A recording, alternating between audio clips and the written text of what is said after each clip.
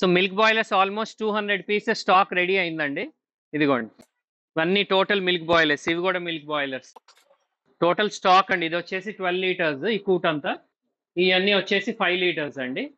అందుకంటే అక్కడ కూడా 12 లీటర్స్ లోడ్ అవుతున్నాయి, పెద్ద సైజు. స్టాక్ గోడౌన్ లోకి వెళ్తుంది. ఇది వచ్చేసి ఇదిగోండి 5 లీటర్స్ మిల్క్ బాయిలర్. ఇన్సులేటెడ్ అండి ఇవి.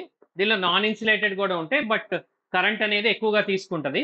సో మిషన్ ఓపెన్ చేసి మీకు చూపిస్తాను. సో మిల్క్ బాయిలర్ యాక్చువల్గా 2 మోడల్స్ ఉన్నాయండి. ఇన్సులేటెడ్ 2-in-1 మోడల్ ఒకటి ఉంది, ప్లెయిన్ మిల్క్ బాయిలర్ కూడా ఉంది. 2-in-1 అంటే ఇదే మిల్క్ బాయిలర్ లో మనం టీ కూడా చేసుకోవచ్చు అండి. ఆటోమేటిక్ గా పాలల్లోనే టీ కూడా, దానికి సెపరేట్ గా మెష్ ఇస్తాము. ఇది చూస్తున్నారు కదా, ఇది 5-ply బోర్డ్ అండి. సో హెవీ ఉంటది, ఆల్ ఓవర్ ఇండియా షిప్ అవుద్ది.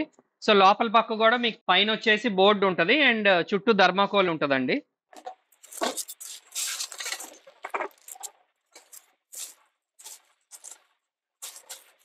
సో 2-in-1 మిల్క్ బాయిలర్ కి ఇలా టీ మెష్ కూడా వస్తుందండి సెపరేట్ గా.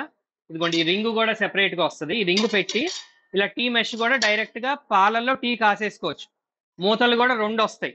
ఇది టీ మెష్ మూత, ఇదిగోండి ఇలా. లేదు పాల మూత అనుకోండి, ఇదిగోండి డైరెక్ట్ గా పాల మూత పెట్టుకోవచ్చు. సో ఇదండి సిస్టమ్. ఇది ఎక్స్ట్రా సెట్ మీకు వస్తుంది 2-in-1 లో. సో ఇది వచ్చేసి 5 లీటర్స్ ట్యాంక్ అండి. దీనిలో మనం 5 లీటర్స్ పాలు పోస్తాము అండ్ స్క్రూ టైప్ గా తిప్పుకోవచ్చు అండి. ఇది బౌల్ వచ్చేస్తుంది. ఇది వాషర్ అండి. ఇదే వాషరు ఇక్కడ కాస్తుంది. అండ్ కింద పక్క వచ్చేసి హీటర్. ఇది మెయిన్ హీటర్ అండి. ఈ గ్రే కలర్ ఏదైతే ఉందో లైన్, అది రబ్బర్ అనమాట, అది హీటర్. సో పాలు ఇక్కడ నుంచి వచ్చి ఈ ట్యాప్ ద్వారా బయటకు వస్తాయి. అండ్ ఇక్కడ వేరే హోల్ ఉంది కదా, దీనిలో వేడి నీళ్ళు అండి. వేడి నీళ్ళు ఇక్కడ నుంచి వస్తాయి. సో డైరెక్ట్ గా పాలు అనేది మనం ఈ ట్యాప్ నుంచి పట్టేసుకోవచ్చు. మెటల్ ట్యాప్ ఇది. ఇది వచ్చేసి ప్లాస్టిక్ ట్యాప్ అండి. టెంపరేచర్ కంట్రోలింగ్ ఉంటుంది. సో టెంపరేచర్ జనరల్ గా 95 పెట్టామనుకోండి, నీళ్లు 95 లో ఆన్ ఆఫ్ అవుద్ది. అండ్ ఆ నీళ్ళ ద్వారా పాలు అనేది వేడెక్కి అడుగు అనేది అంటదండి. సో ఫినిషింగ్ చూసారు కదా, very high standard. Totally 304 steel. Life లో తుప్పు పట్టదండి. ఇంకోటి ఇన్సులేటెడ్. ఈ మందం చూసారు కదా, ఈ మందంలో ఏంటంటే పఫ్ ఇన్సులేషన్ ఉంటుంది.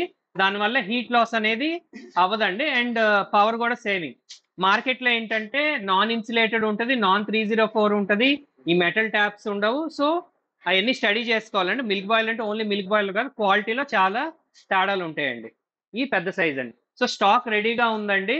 నెక్స్ట్ వచ్చేది సీజన్ కాబట్టి డెఫినెట్ గా మీరు ఈ బిజినెస్ అనేది స్టార్ట్ చేయొచ్చు. Thank you.